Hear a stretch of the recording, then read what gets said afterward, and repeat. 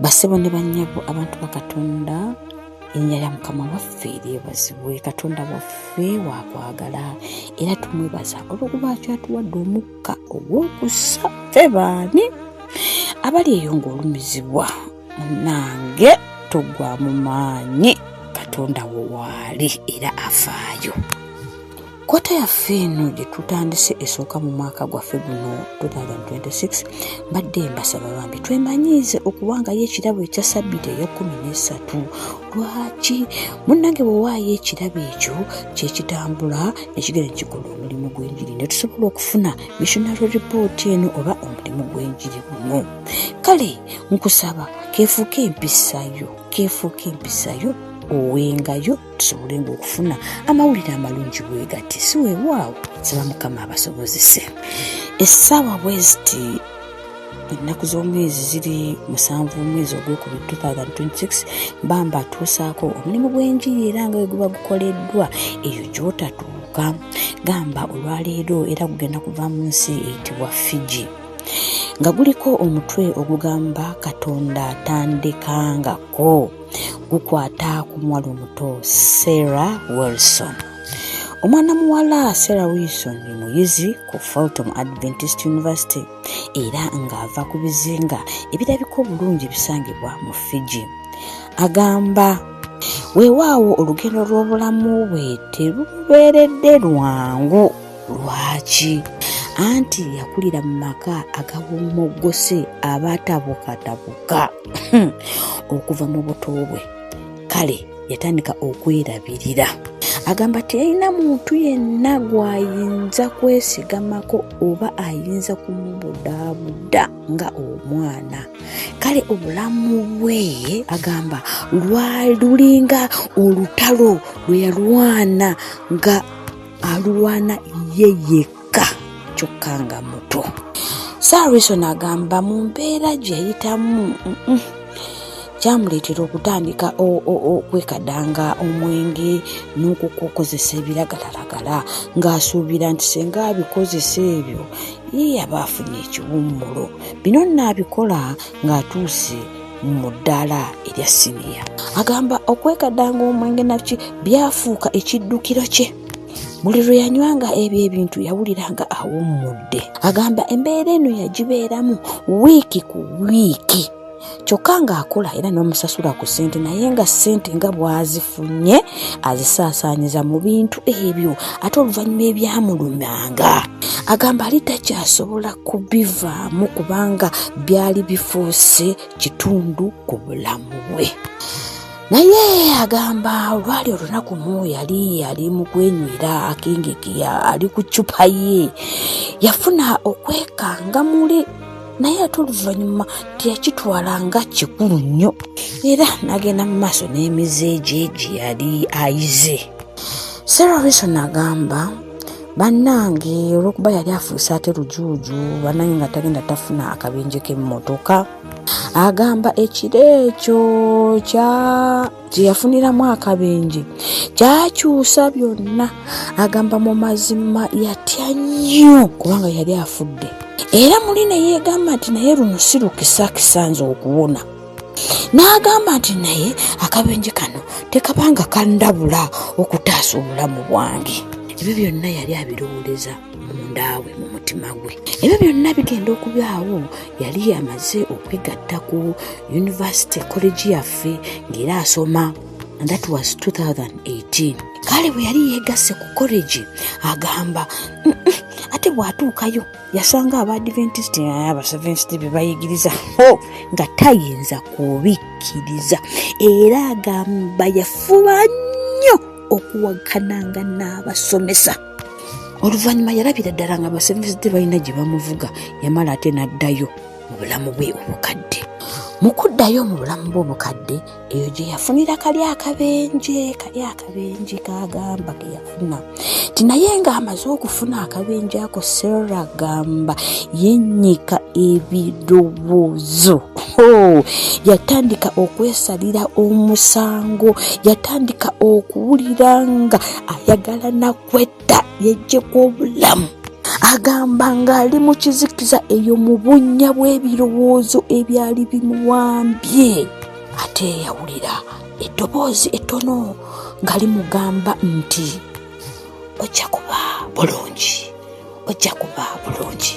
Anyumya n'agamba nti mu kaseera ako yali tamanyi kitegeeza eryo ddoboozi ttono, naye kati akkiriza nti mazima yali Mwoyo Mutukuvu. Anyumya emboozi ye n'agamba nti bannange mu mazima yali mu mize giri egy'okwekatanka omwenge n'enguuli, naye kye yali takola yali tasoma Bayibuli era nga tagera na kusinza, naye kye yali teyeerabiranga kwe kusaba. Okusaba kuno agamba yakuyiga ng'akyali mwana muto, era agamba kye kintu kyokka kye yali asigazza okuva mu buto bwe. Ayongera okutunyumiza nti munnange nno yalina ssengawe ne kojjaawe, bo baagezangako okumubuulira ku bulungi bwa Katonda. Lwaki? Anti bo baali Badiventi, baamuyitanga ajja abakyalireko mu nnaku enkulu eza Ssekukkulu, era nga bamugamba ebigambo ebirungi bya Katonda nga naye wa tayagala kumanya. Agamba Sarah Wilson yali amanyi okuwakanya ng'amanyi okuwakanya Abadiventi, era ne batandika okumuyita erinnya Muwakanya Badiventi. Eyo gy'oli bakuyita linnya ki? Bakuyita pasita, mukadde, muzeeyi, omanyi byonna bitiibwa, bakuyita linnya ki? Sarah Wilson agamba n'ekyasinga okumuwakanyanga yali takkiriza nti Sabbiiti lunaku lwa Satade, ekyo kyamuleeteranga okuwakanira ddala. Naye Sarah agamba mpolampola bwe yagenda atandise okuyiga okusoma Bayibuli, yatandika okulaba amakulu, yatandika okulaba buli kimu mu ngeri ey'enjawulo. Gamba n'ekyasinga okumwewuunyisa munnange ebyokusoma ate byali tebigenda kukoma, anti yali takyalina pulaani yonna ya ssente gye zigenda kuva kusasula bisale. N'asalawo okusabanga Katonda ebigambo bino: Katonda wange njagala kuddayo okusoma. Bannange mbagamba nti Katonda addamu okusaba kwaffe bwe tukola ki? Bwe tusaba. Sarah Wilson agamba lumu aba ali awo ayina sisita we ne bbaawe nga bamutegeeza nti bagenda kusasula ebisale byonna eby'essomero. Ekintu kino kyantuukako nga waliwo aŋŋambye agenda okuweerera omwana wange. Instead of okusanyuka ate nakaaba, twakaaba olw'essanyu eringi. Kubamu akafaanana Sarah naye. Manyi naawe aliyo waliwo ekyali kikutuuseeko bwe kityo ekyamagero.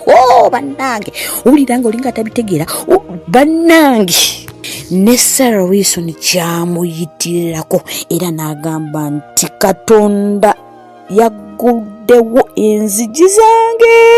Lwaki? Yatandika okumugabirira mu by'okusoma kwe, yamuwa omukisa mu by'obukulembeze, teyakomaawo yamuwa abantu mu bulamu bwe baamuyamba okutuuka ku mazima. Tugamba tutya? Era wano Sarah Wilson n'abuuza, mu mazima waliyo ekyamagero ekisinga ekyo?